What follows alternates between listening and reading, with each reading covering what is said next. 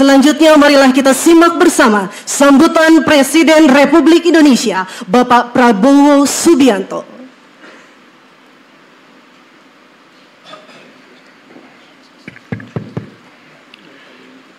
Bismillahirrahmanirrahim. Assalamualaikum warahmatullahi wabarakatuh. Selamat siang. Salam sejahtera bagi kita sekalian. Shalom, salve, om, swastiastu, namo buddhaya, salam kebajikan. Yang saya hormati dan saya banggakan, Jaksa Agung Republik Indonesia, Profesor S.T. Burhanuddin, beserta seluruh jajaran Kejaksaan Agung yang saya banggakan. Yang hadir Menteri Pertahanan Jenderal TNI Purnawirawan Syafri Samsudin, Panglima TNI Jenderal TNI Agus Subianto, Menteri Keuangan Saudara Purbaya Yudi Sadewa. Ada profesornya enggak? Belum. Sebentar lagi lah.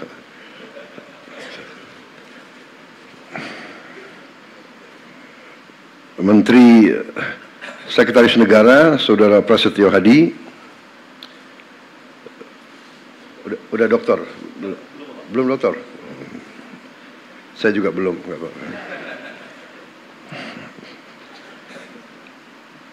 Kepala Badan Pengawasan Keuangan dan Pembangunan BPKP, Kepala BPKP Saudara Muhammad Yusuf Ateh. Udah dokter? Oh.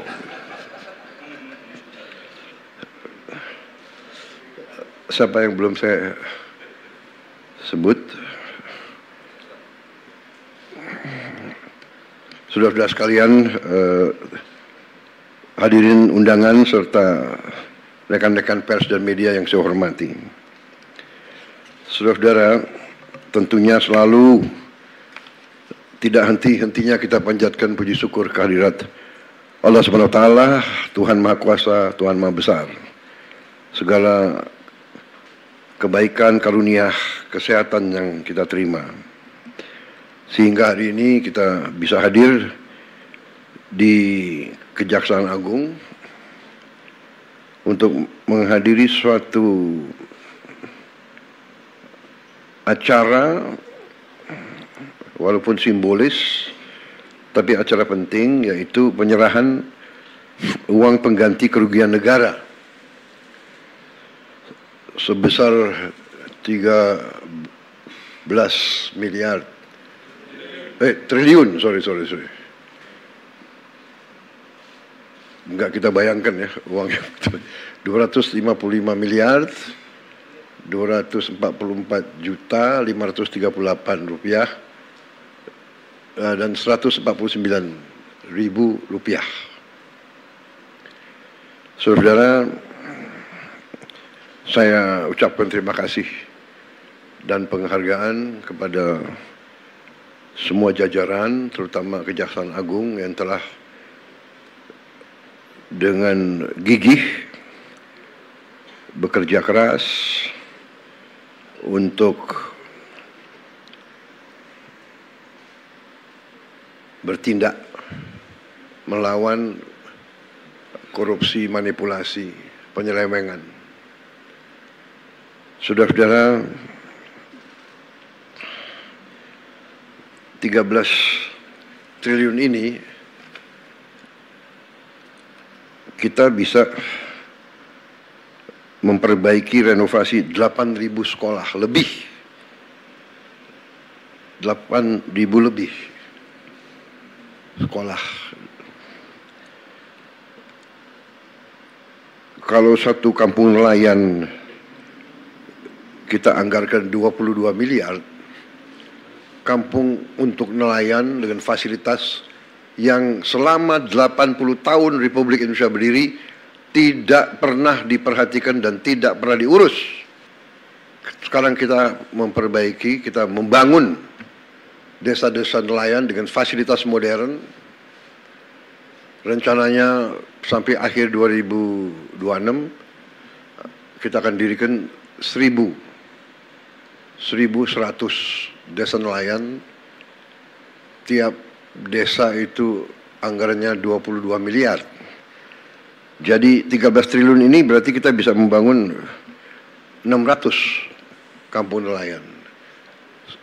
Satu kampung nelayan itu kepala keluarganya 2.000. Jadi kalau dengan istri dan anak 3 itu 5.000 per desa. Kalau kali 1.000 itu 5 juta. 5 juta orang Indonesia bisa hidup layak. Itu kalau 1.000, kalau 600 berarti 5 juta rakyat Indonesia. Ini saya ibaratkan arti daripada uang yang nyaris hilang. Dan ini baru satu sektor, kelapa sawit, dan satu bentuk penyimpangan, yaitu tidak diutamakan atau tidak dipatuhi kewajiban untuk menyediakan kebutuhan bangsa dan negara, padahal ini adalah bumi dan air milik bangsa Indonesia. Hasilnya diambil, dikeruk, dibawa ke luar negeri. Rakyat dibiarkan kesulitan minyak goreng untuk berminggu-minggu.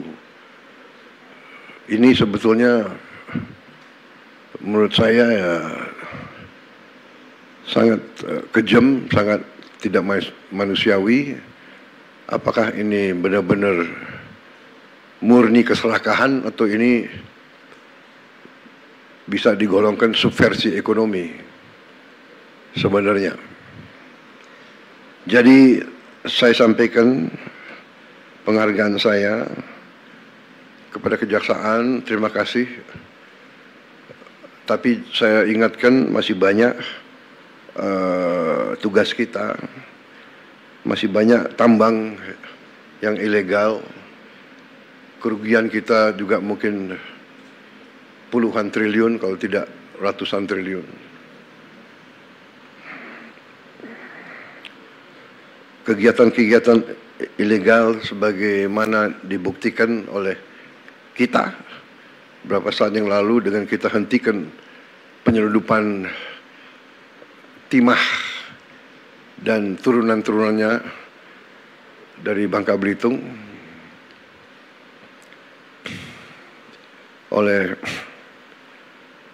Satgas Penertiban Kawasan Hutan dibantu oleh TNI secara masif dan lembaga-lembaga lain, kejaksaan, polisi juga membantu, bea cukai, semuanya. Itu kerugiannya juga cukup besar. Diperkirakan kerugian itu 40 triliun setahun, dan ini sudah berjalan kurang lebih hampir 20 tahun.